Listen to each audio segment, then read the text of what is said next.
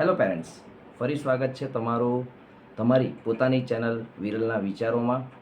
તો ફ્રેન્ડ્સ, આજે એક બહુ ફની વાત યાદ આવી અને ગઈકાલે એક એવો કિસ્સો જોયો, તો આજે એની ચર્ચા એક તમારી સાથે કરવી હતી. જે એક છે ખૂબ જ નાની વાત, પરંતુ એક બહુ મોટો મેસેજ આપી જાય છે. તો ફ્રેન્ડ્સ, તમને ક્વેશ્ચન કરવો છે કે શું આજના માતા પિતા એક ક્રાઇમ બ્રાન્ચ જેવા નથી બની ગયા, સીબીઆઈ જેવા?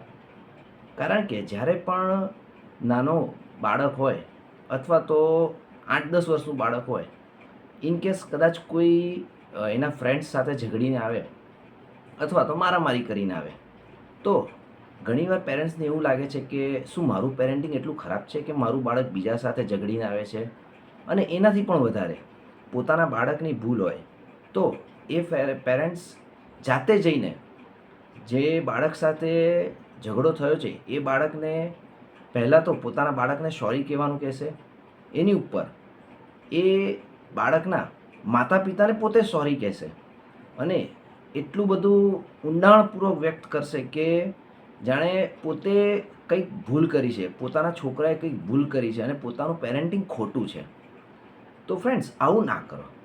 કારણ કે તમે જ્યારે આવું કરો છો ત્યારે તમારા બાળકને એવું લાગે છે કે કશે પણ ખરાબ કામ કરો અથવા ઝઘડીને આવો તો સોરી એવું એક સોલ્યુશન છે કે જેનાથી બધું સોલ્વ થઈ જાય છે.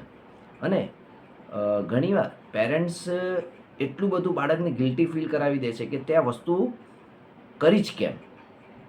તો ફ્રેન્ડ્સ, અને તમે જનરલી એકવાર જોયું બી હશે કે નાના બાળકો ઝઘડે છે અને થોડા ટાઈમ પછી એ લોકો પાછા રમતા થઈ જાય છે અને એ ઝઘડો પાછો બે પેરેન્ટ્સ વચ્ચે ચાલતો હોય છે.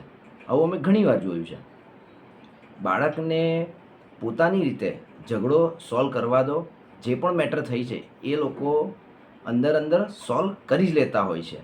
અને ઇનકેસ પ્રોબ્લેમ સોલ્વ ના થતી હોય તો પણ તમે ઘણીવાર જોયું જ હશે કે થોડાક ટાઈમ પછી બાળક એ વસ્તુ ઇગ્નોર કરીને અથવા તો ભૂલીને અથવા તો કંઈ ને કોઈ વાત પર કોમ્પ્રોમાઇઝ કરીને એ જ બાળક જોડે થોડીવાર રહીને રમતું હોય છે. તો ફ્રેન્ડ્સ, બાળકને હંમેશા પોતાની રીતે એક પ્રોબ્લેમ સોલ્વર તરીકે કામ કરવા દો. કારણ કે આ જ એના ફ્યુચરમાં એને પ્રોબ્લેમ સોલ્વ કરવાના, રિલેશન સાચવવાના અને સમાજમાં આગળ વધવા માટે મોટિવેટ કરે છે. પરંતુ જો તમે નાની નાની વાતમાં એનો પ્રોબ્લેમ સોલ્વ કરશો અથવા તો એના પ્રોબ્લેમથી કઈ રીતે બહાર આવવું એને વિચારવા જ નહીં દો, તો બાળકને ભવિષ્યમાં એવું જ થશે કે મારી પાસે કોઈ પણ પ્રોબ્લેમ આવે તો મારા માતા પિતા બેઠા છે મારો પ્રોબ્લેમ સોલ્વ કરવા માટે. અને ભવિષ્યમાં કોઈ પણ પ્રોબ્લેમ આવશે તો એ હંમેશા બીજાના ઉપર ડિપેન્ડન્ટ રહેશે. એ પોતે સેલ્ફ રીતે કોઈ પ્રોબ્લેમ સોલ્વ નહીં કરી શકે. તો ફ્રેન્ડ્સ, બીજી વાર જો બાળક ઝઘડે ને તો એના પ્રોબ્લેમ સોલ્વર તરીકે નહીં જતા, પરંતુ એના પ્રોબ્લેમ હિડન તરીકે જજો કે ભલે છોકરાનો પ્રોબ્લેમ છે તો એને જાતે સોલ્વ કરવા દેજો. કારણ કે ત્યાં એક વસ્તુ ધ્યાન રાખજો, બાળક હંમેશા બાળક જ છે. Thank you.